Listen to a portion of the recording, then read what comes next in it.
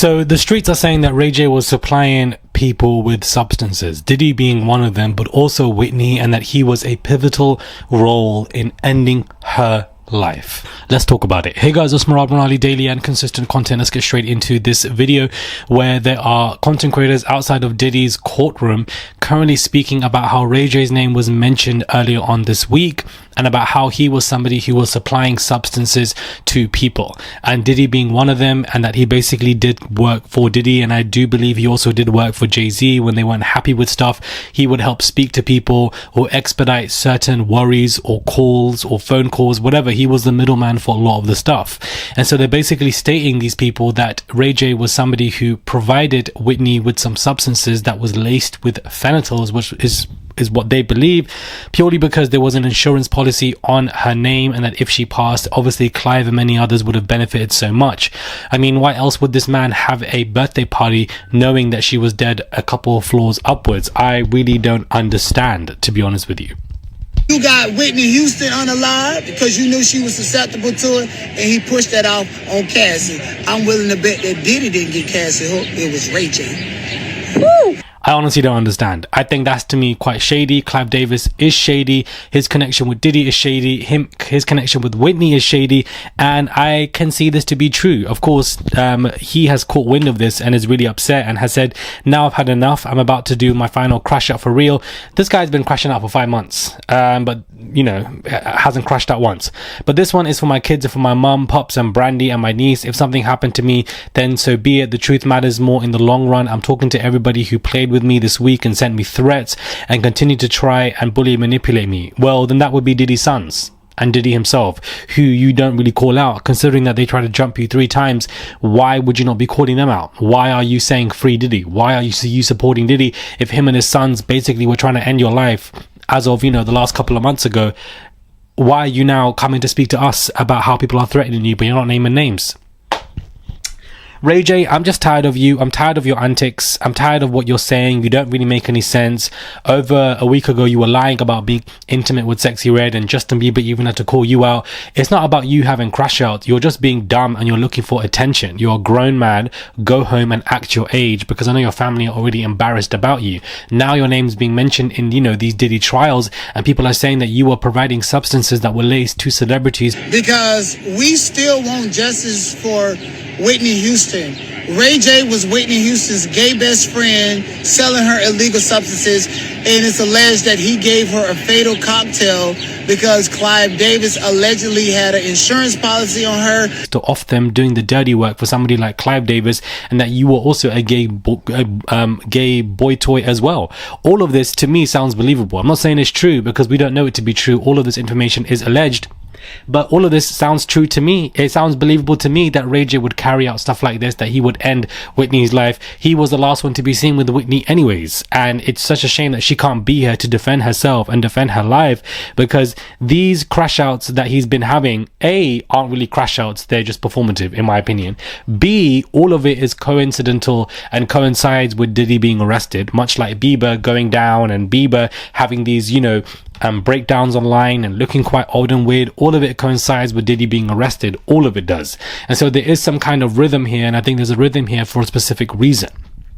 But all of this about Ray J sounds believable. I really want to know what your thoughts are on this, because him being a drug dealer, I can't believe there will be any other Ray J being mentioned.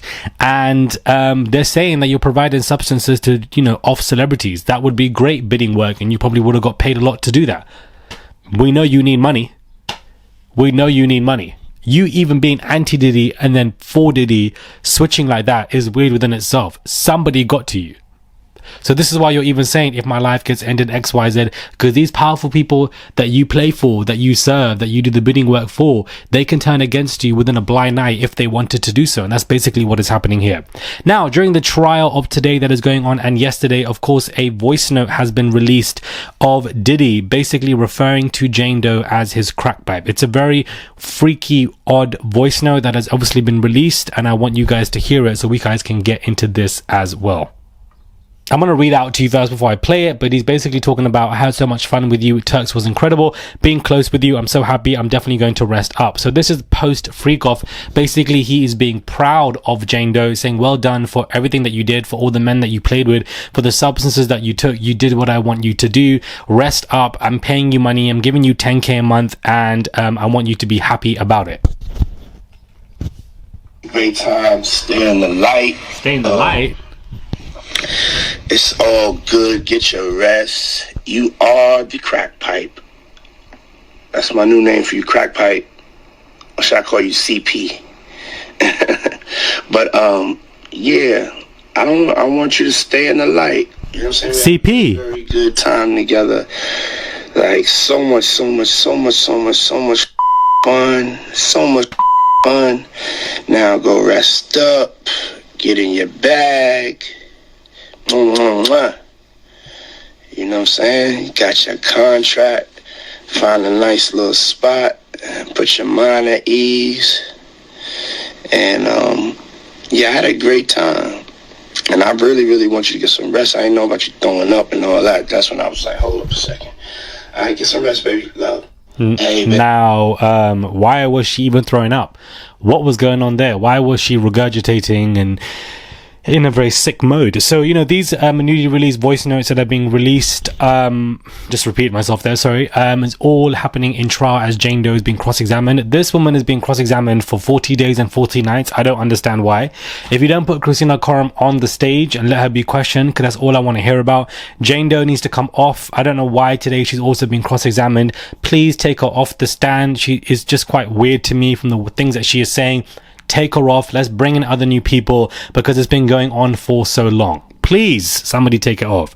Conversations have also been, you know, released with her, with Diddy and Jane about how he was panicking after the Cassie lawsuit was dropped, saying, hey, I really need your friendship right now. She's like, and he's like, and that's it. I can't even talk on the phone. Like, please don't send no text or do nothing. People misread it. And I don't know what the F, you know what I'm saying? Basically saying, be careful with what is happening right now. I don't want you to